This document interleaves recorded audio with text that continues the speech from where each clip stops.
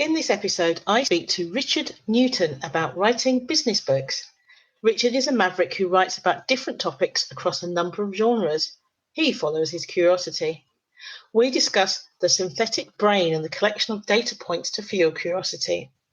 How this is perfect for consultants and why consultancy is a great role for maverick leaders, even within the workplace. Richard also explains the process of writing, how to get your business book published, and what it's like working with traditional publishers. Listen up to the rest of the conversation. Before we begin our conversation, here is a quick shout out to the pathologically curious. Check out the Maverick Paradox magazine. It's a digital magazine written by mavericks for business owners and professionals.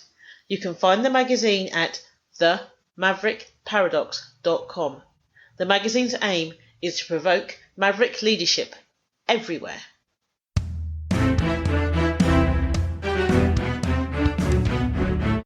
Welcome to the Maverick Paradox podcast, where we explore what it is to be a maverick and discover effective modes of leadership. I am Judith Germain, and my mission is to propel the maverick mindset into a world where character and integrity will ultimately have a higher premium than personality and bureaucracy. So thank you for joining me on this journey. If you would like to continue with me, then please subscribe to my podcast on iTunes, Stitcher, or one of the other popular podcast platforms. And today, our guest is Richard Newton. Hiya. Hi, Jude. How are you? I'm very well today, actually. Having a good day so far. Yeah, I'm having a good day as well. It kind of feels quite relaxing today. Yeah, which is a nice way to be at this point early in the week. Exactly. Richard, tell the audience about you. I professionally, I have two roles. I'm a consultant, but actually what I love and what I spend a lot of my time doing is I'm also an author, predominantly a business author, and I've written a number of books, and it's a passion of mine, writing. Mm-hmm. So, did you become a consultant after writing books, or did you write books after becoming a consultant? The consulting came first. I'm afraid the need to have a career and earn an income took my priority. I've always wanted to write, and I've been writing professionally, as in actually getting stuff published, for about 16 years now. There was a long period before that, I think, like a lot of writers, dabbling and trying things out but not getting anything published. So yeah, professionally very much, and my income very much relying on consulting, although my book income and my book is an important part of my career as well. So what kind of books do you write? Well, I've written a whole range of books, but essentially they are mostly professional books. I have written one novel, but that's more a labor of love than something many people know about. Professional books, they're generally, I like to think of them as in that sort of broad range of getting things done. And I think sometimes I take a slightly different angle from other people. So I hope there's some originality in them at least. So it's a broad range, but lots of things on things like management, project management, change management, and also quite a bit on consultancy. So I write about things that I've been involved in and that I know about, and that I know other people who do, who I can reference in the books. Okay, because that's quite interesting, because a lot of people who write business books sticks to one genre, and you're writing across a number. Is it just because you know a lot of stuff?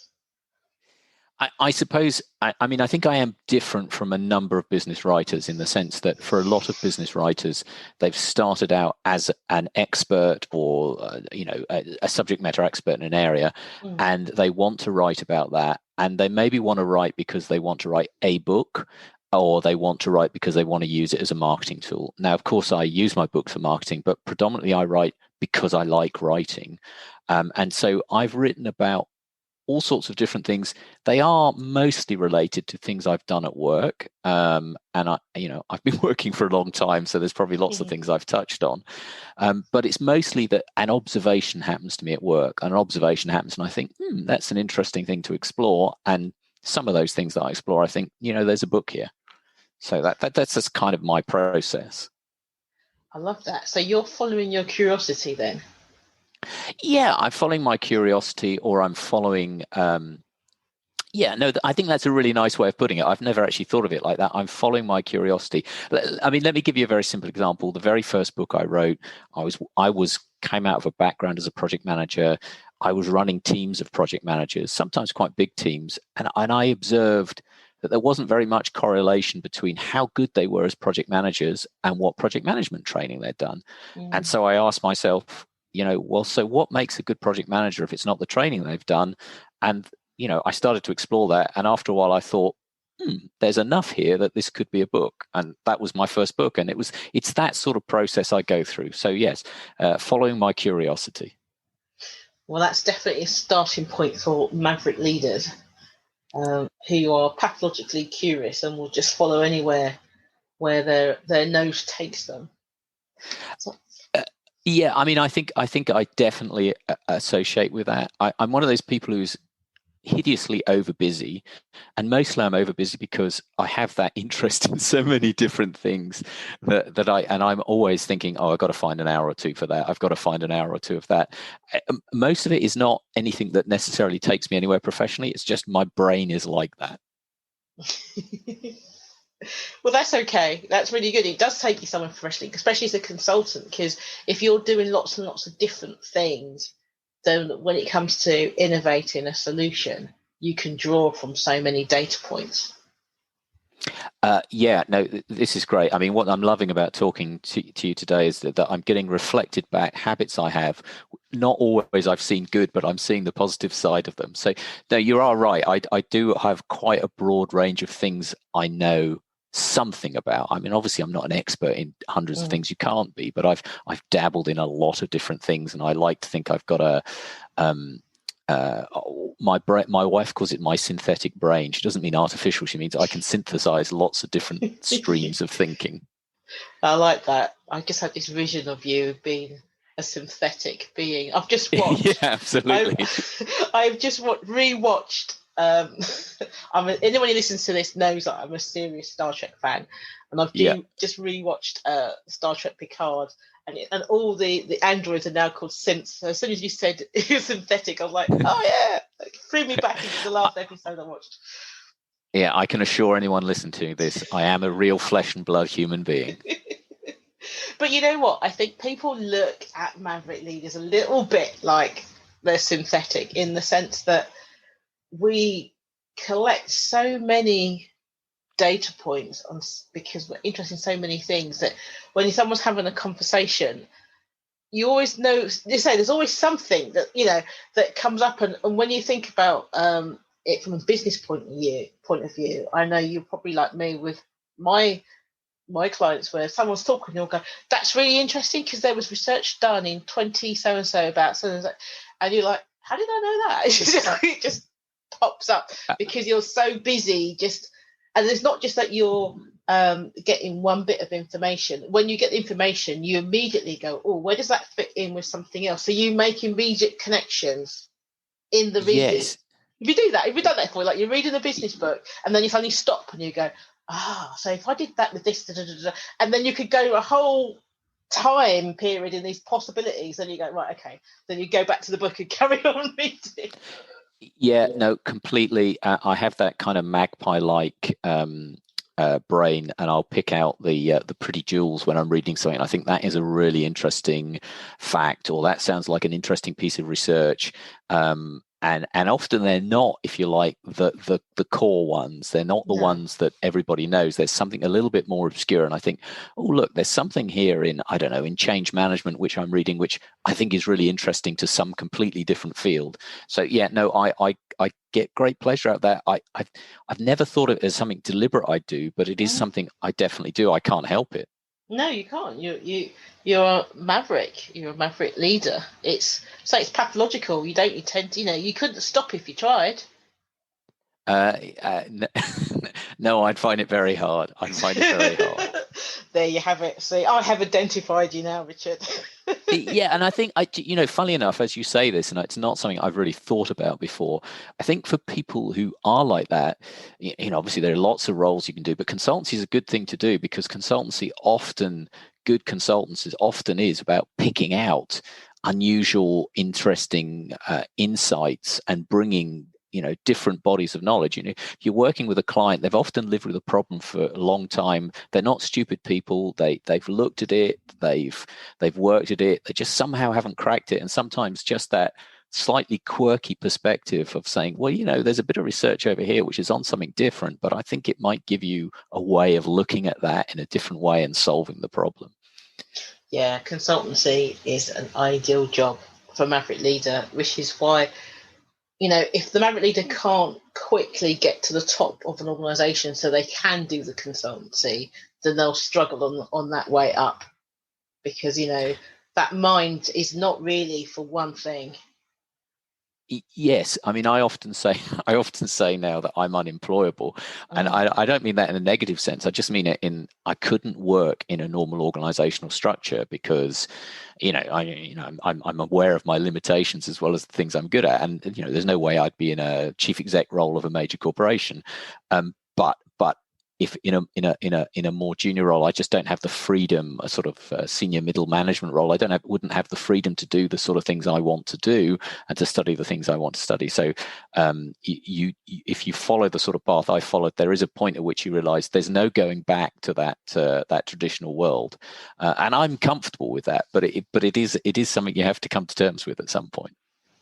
Yeah, and that's where it comes from. So you did that by writing books. So are they all award-winning? No, they're certainly not all award-winning. There's some, and they're certainly not all big sellers. So I've won a couple of awards for writing, but no, there are others which haven't won awards. And your style improves and you learn as you write. There are things I go back to that I wrote a decade ago or 15 years ago, and I think, you know what, if I was writing that now, I might phrase it a bit differently. Yeah. Fortunately, once or twice a few times I've been given the opportunity to do second editions, but not always. And books writing's like anything else. There are books that I've written that have just there's a famous quote from a philosopher, David Hume, fallen stillborn from the press, in the sense they've just been written, published, and disappeared. I still value them, but they haven't gone out there. But there are other books which have sold tens and tens of thousands of copies. So it is a bit hit and miss, frankly. It's I guess if anybody could bottle the secret sauce of publishing, then every book would be a winner, but it isn't. So I think I've got a reasonable idea what my readers like, but I'm sure I could still write another book which wouldn't do well, and I would hope I can still write other books which will do well. That's just the nature of being an author. So, are all your books published traditionally, or have you gone down the self-publishing? So all my business books have been published traditionally. And every time I write another book, I go through that inner struggle. Should I get a publisher? Should I not? And there are big pros and cons. I've written one. I was going to call it a novel, but it's a novella. Really, it's quite short, which is self-published, and I have a second novel on the go, which I'll probably self-publish. But business books have always been published, and frankly, there are pros and cons self-publishing versus publishers, and it's 20, 30 years ago, you'd always go down the publishing route. I think nowadays it's more and more questionable the benefits you get from a publisher, if I'm completely open. But I'm walking around your question. The answer is they're all published by publishers. So how do you go about doing it? How do you get a publisher? Okay, so once you've had a few books publishing, it does get easier. But the first thing is to remember that the publishers look at a book as a product. So I know that to us authors, the books are all, we've put our heart and soul into them, something deeply personal. But a publisher's looking at something bluntly, can they make money from it? So it's a business proposition. And therefore, when you approach a publisher, you need to approach it as a business proposition. So have in mind, what is this book? Why will it sell? Who will it sell to? What makes it different in the market? What makes it different for that specific publisher? And the interesting thing I think about publishers is there's this fine balancing act in the sense they're looking for something that's a little bit different because they want it to sell, but they don't want something that's too different. They're frightened of things that are really radical because they don't know how to position them. They don't know how to sell them. Whereas if you write a book on project management, there's lots of books on project management. They would be happy to publish another one if it's a bit different. But if you went to them with, say, a completely new field of management, they'd probably be quite nervous because they don't know if it would sell. And, they're a business, they make an investment, and they need to do a business case to get every book published. It's there. So, essentially, you have to write a proposal. And most of the publishers have proposal formats on their websites, not all of them. And the trickiest thing is to find out who it is you send that proposal to. One of the fortunate things of publishing a lot of books is I know quite a lot of people in the publishing industry, but I can't deny when you start out, it's hard. And I was just lucky in the sense I spoke to some friends, and a friend of a friend said, well, I know somebody vaguely in Pearson, and I contacted them and they said, no, you don't want to talk to me, but you can talk to this person. And eventually I got to someone and said, yeah, send me your proposal. And I was lucky enough for it to be taken on. And it's an interesting thing. We were talking about linkages. What really helped me is because having been a consultant, I'd spent a lot of my life writing proposals. And although a book proposal is quite different from a consultancy engagement, the content's different, but the basic principle that you've got to put your mind around, why would somebody want to buy this? Not why is this a great book, but why would somebody want to buy this? So it's getting that mindset of it's a product to be sold. And that's quite hard as an author sometimes. Yeah. It's really weird because at one point, if you got published with a traditional publisher, that gave you certain status, didn't it? Whereas now it seems to be accepted that if your book's published, it's published. It doesn't really matter who's publishing it. And the argument I've heard is that a traditional publisher, especially for business books, tends not to do a lot of marketing anyway. Yeah, I think that is true. I think when I started, the advantage of a publisher was partially the brand, and I've had some books published under big brands, and that definitely helps. And still, to some extent, there is a little bit of kudos amongst certain publishing brands. Yeah. So I've had 2 or 3 books come out under the Financial Times imprint. That still carries a bit of weight. The other advantage to publishers in the old days was, when books sold in bookshops, they had a sales representative going to every bookshop in the country every week. Yeah. Well, those days are long over. If you're writing a professional book, it basically sells on Amazon. Whether you like it or not, I try to buy books from bookshops. I try to order them locally. But if you write a professional book, the chances are the vast majority of sales will come through Amazon. And so there is a question, well, what is a publisher doing on Amazon that you can't do yourself? And the answer is often very little. Where publishers still help is they will produce a very nice looking book. They'll get it properly edited. They'll get it properly typeset. They'll get a nice cover design, all those things.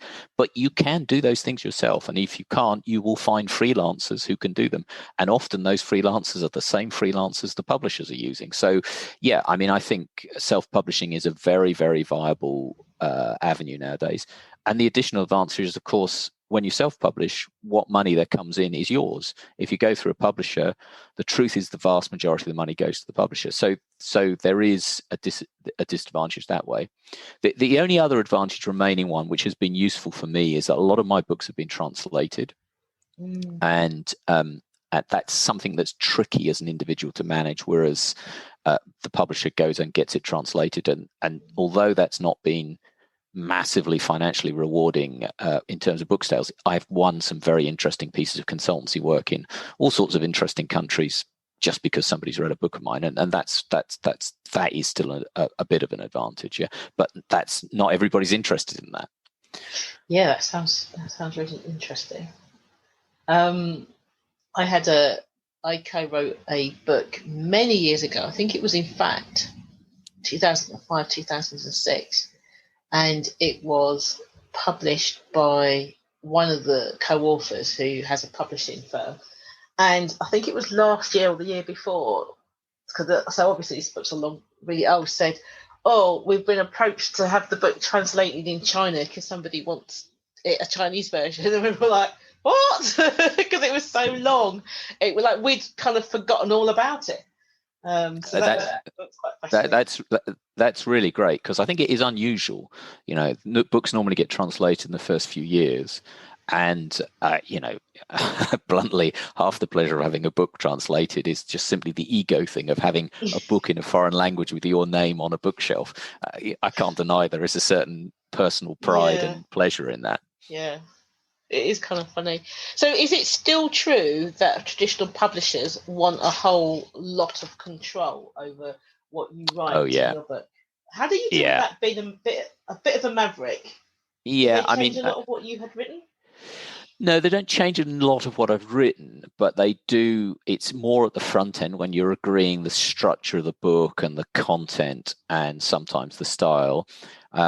When it actually, they don't really change much of the really detailed wording once that content's agreed. And I'd love to say it's always a pleasant process. It's not. I sometimes find it extremely frustrating. And when you go in with a publisher, you do have to accept it's a partnership. They're not just taking your book. They want active involvement, and therefore, if you're not willing to give anything up, again, probably self-published rather than go to a publisher. And there's a couple of things they want real control over, and that's the title and the book cover. They want a lot of control over that. The content, it's negotiation, but even so, sometimes they'll just ask for things and say, look, we really need this. I think you do have to respect that publishers know more than most of us how to sell books. So there is generally a reason for why they're asking for things. Do I think they always get it right? No. And yeah, it can be frustrating. And, I'd be lying if I said there weren't moments when I'm actually almost pulling my hair out thinking, no, this is a mistake. They do still want a lot of control, and that can be quite frustrating at times. Although I have to say, once or twice I've got very frustrated with a publisher, but a few months later I've looked at what they've asked for and thought, you know what, they do know their stuff. This is better for it. Yeah. It's funny, maybe, I don't know about you, when I was writing my book, because I only got the one, I was not sure. I thought I knew what I was writing, but as in the writing, it changed a couple of times. Yeah, absolutely. I just wondered how that works. And also when I wrote it, I didn't write it in a linear start chapter 1, finish at chapter whatever. I kind of wrote a bit of chapter 5, wrote a bit of chapter 3, went back to 5, wrote the end chapter. I just started around depending on where my interest was. I'm smiling as I hear you talk that, because I think that is the natural writing process. And nowadays I'm pretty strict, and I try and write it in linear order. But to your point, part of the joy of writing is not just the writing, but the process of creating a book really makes you think about your subject.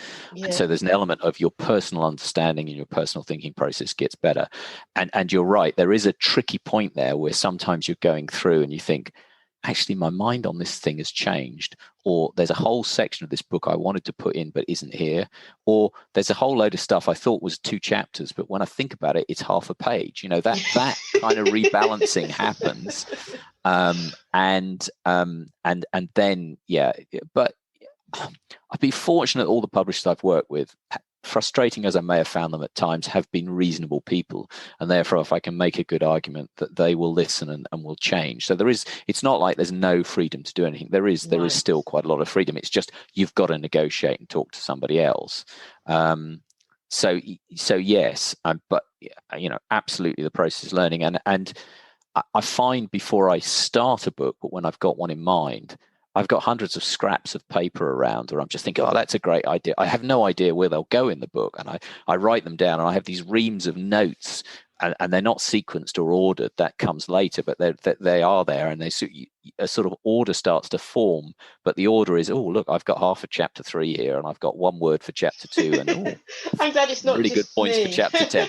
No, I don't think. No, I think you'd have to be. I don't know. Well, you'd have to have a brain very different from mine if you could literally think up a book in linear order without jumping ahead to other chapters. Yeah, because I found with me, I'd be really keen on exploring something, and then after a while, go, I don't do that now. And then you just say like, oh, what else can I talk about? Oh yeah, I'll talk about this. So it's not like you don't have a plan, but it's just like I've done to death. My head is tired of this part of this chapter. We get excited about Yes. the other bit. Again, I completely associate with that. And I did once write what was intended as an academic book, and it had some little success. I'm not an academic, but it was a properly, referenced, fully researched. Everything had to have all the backing of research papers to do it. And I got about a third of the way through the book, and I did finish it, but about a third of the way through the book, I realized this is a chore and not a pleasure. And I swore to myself, I'm never going to do this again. So very pleased to have written that book, but it's in the past, and I wouldn't do it again. Yeah. So, yeah, I like that ability to jump around. I think it goes back to your point about that maverick mind that needs the ability to jump around at times, follow paths that come up when you think, gosh, there's a really interesting avenue I hadn't even thought of. Let's follow it for a bit.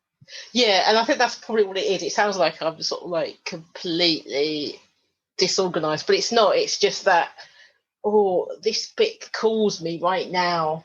So I don't want to write chapter 5. I want to go and write chapter 7 because I'm like I'm lucky. I've got a section in the book about power, and I remember writing something about capabilities, and then I was like, oh no, I want to talk about power now. And so you just dump that and go, well, we'll come back to that later. I want to do this bit. So what would you advise people now who they want to? So you've got a consultant who knows their stuff really, really well. They've got something different to what people generally think in that area that they work in. Would you say just write the book, then decide who's going to publish it, or would you say, because I mean the publishing process, if you go to a publisher's, can take like ages. It can be an extended process. So my advice is somewhat in the middle, which is I think you have to write enough of the book, because as we were discussing, it's only when you start writing that you can have a great idea for the book, but until you start writing, you don't really. It's that process of writing forces you to think, and you need to write a few thousand words, which makes you think, yeah, there's enough material here to write a whole book rather than a white paper or rather than a short ebook or something. If you want a full book of I don't know how many words books have got shorter, but you need to done enough writing to make sure to yourself that you think there's enough, and enough writing to get your thinking to at least have an outline of a structure, even if that might change. So my advice is to start writing. If you think you want to go to a publisher, then write the proposal and then get to the publisher. And the reason I not write the whole book is because you could write the whole book and the publisher could go, yeah, we love your idea, but we don't want these 5 chapters. Can you write? And that is incredibly irritating and frustrating. So it's write enough to understand the idea and get yourself a structure, but don't write too much. If you're going to self-publish, it's a different thing, because then you have the freedom to write what you think you want to write. But again, be prepared for the fact that you may write a chapter and realize later it doesn't fit. And one of the things I often find is to people who don't write, when you say I've just written 50,000 words, they kind of find it amazing, in a bit like I find people who run marathons amazing. But those same marathon runners, it's just they've got in the habit, and I can write thousands of words relatively easily. The challenge when you write well is not just what you put in, it's what you leave out. And some of those really interesting avenues are things you think, this is fabulous, but it's a different book. Yeah, because those 50,000 words started off not at 90,000 at times. Do you know what I mean? Just like you edit it, and then you edit it, and then you edit it, and you edit it, and then you're like, wow. I mean, at the end of the process, it's really good, but you just think, I thought it was good when I wrote it, and now I've gone through this editing process. That first draft wasn't that good, really. And I'm sure some people are better than me, but when I get to that draft and think there's 3,000 words I have to cut out, I mourn for them, because I've created those 3,000 words. They might be the worst written 3,000 words in the history of time. But you sweated over those. I sweated over them. So when I just put a pen through, no, they're going, or I delete them, I do. I don't find it easy. Or you read the whole book and then you go, I didn't answer that question. I remember writing the book and then going, I didn't actually answer the question I set out to answer. I was like, oh man.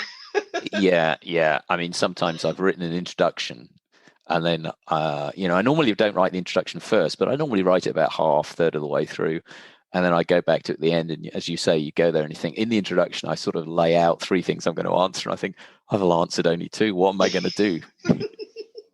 Yeah. So you make me feel much more comfortable now.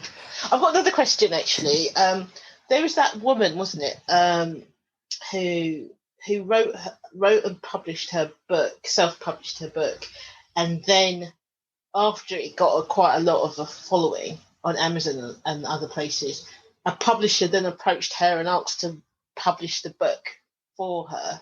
Is that common, or was she just lucky? I mean, her book was a fictional book. Yeah, I mean, she was lucky, but it's I mean, in the sense that, it's a tiny number of books that get published by publishers out of the total. There's hundreds of thousands of books written in English in the UK alone every year. So, it's an incredibly difficult thing to write a book like she wrote, which sells, I don't know, but if it's a fiction bestseller, you're talking her sales from one book are probably more than the total I've got across all my books. But so that's hard to do. But publishers are looking for good opportunities, and yes, there are a number of authors who've started out self-publishing, have found success, and the publishers come to them and say, we'd like to publish your book, or we'd like to publish all your books that you've written. Can we take them on? And of course, that's a good place to be in, because you're in a strong position in that case. In most situations, the publisher's got the upper hand, because most people, when they write a book and go to a publisher, they want it to be published. They want it to be published more potentially than the publisher does. But of course, if you've got a track record of successful books, the table is turned, and the publisher wants your book more than you want their publisher, and you're in a great situation to do a great deal and to maintain editorial control. So there's not a lot of people like that, but she is not the only one. She's not the only one. So, and I think that's something that's becoming more prevalent. If you went back years ago, there were people who published with publishers and people who just self-published. I think it's much more mixed now. There's people who do both. There's lots of people who do both, which I think is healthy. Yeah. Mm-hmm. And I think maybe there's a thing about making sure that you understand what the deal is. Because again, I know somebody, again, it was a fiction book, and they got approached, and done all the thing, got approached, and they were offered, quite a number of 100,000 for this deal.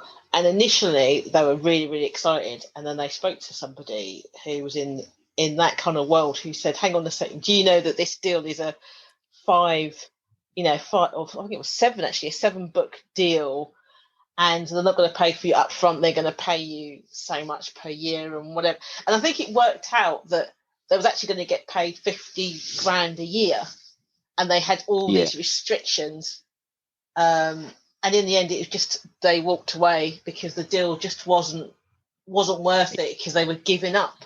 They were giving up merchandising rights. They were giving up so much stuff. Yeah. I mean, publishers, and depends on the publisher, are big firms. Whatever they might tell you about the troubles of publishing, publishers are big firms with professional lawyers, teams of lawyers, and they want to write a contract that's in their interest. So it is definitely a realm of caveat emptor. Go in with your eyes open, buyer beware. There are people who can help, so I'm fortunate enough, because I've written quite a lot, I have an agent. It's not something everybody needs, and I wouldn't suggest people go down the agent path, because there are disadvantages as well. But for me, it's good, and my agent, checks all my contracts. But there are people like the Society of Authors. I'm a member of the Society of Authors, they will check, as part of membership, they'll check any contract, and they will give you a good understanding of what's good and bad about that contract. But yeah, it's a legal document, and if you're not a lawyer, then do get some advice. It's a lot of it looks like very straightforward English, but it isn't. Yeah. So yeah, it is worth taking care and being careful of deals you sign up for. If you think your book's going to sell 5,000 copies, which is, not bad numbers for a business book, is it a problem if you sign away some rights that you might not otherwise? Probably not. You're not going to lose huge amounts of money, but you might have written the book that is going to be the next bestseller. And if you have, then if you sign a banned contract, it's a legal contract like any other legal contract. it can be bad news for you. So yeah, I mean, it's you don't often hear about authors, but you hear about musicians who've signed away all their music rights. Yeah, well, and it's the same with writers. It's just probably smaller amounts of money than famous musicians. And obviously they don't want to say anything as well, because they're thinking if I say this publisher did this to me, then that publisher won't take me on. Yeah. I mean, it's definitely worth looking at your contract. I mean, the other thing is, if you're going to a publisher, is try and find some other people who are published by that publisher, because all the publishers are different, and I wouldn't want to paint them all with the same brush. Some of them are great and really have their authors' interests at heart. Some of them are, massive international money-making machines who want to get the most out of an author for the least money. I mean, it's a business proposition. I'm not saying they're evil or anything. That's just a business proposition. But so it is worth checking who your publishers are and what sort of organization they are. Brilliant. I think that's a really great place to stop. Is there anything that you'd like to say that I should have asked you or anything like that? I don't think so. I think it's been a really good chat, Jude. And I've had some new ways of thinking about myself as well. So that's been really, real pleasure. Thank you very much. Brilliant. If I could think of something else for you to talk about, would you come back? Yes, absolutely. Be very happy to. Brilliant. Thank you. Thank you once again for tuning into the Maverick Paradox podcast. I hope you have enjoyed listening to my conversation with Richard as much as I enjoyed having it. At the Maverick Paradox, we improve your impact and influence by enabling you to effectively strategize, innovate, and execute. To find out more, contact us at judith@maverickparadox.com. Thank you. If you are pathologically curious and would love to find out more about the Maverick Paradox, then please subscribe to this podcast on one of the popular podcast platforms. Alternatively, you could explore our resources on Mavericks at maverickparadox.com, or read the Maverick Paradox magazine. We publish frequently each week. If you subscribe, you will get our monthly newsletter. And let's not forget my book, The Maverick Paradox, The Secret Power Behind Successful Leaders. For those that love a good discussion, you could apply to join our exclusive Facebook group. Finally, if you would like to work with us or are interested in the Maverick at work, check out maverickparadox.co.uk.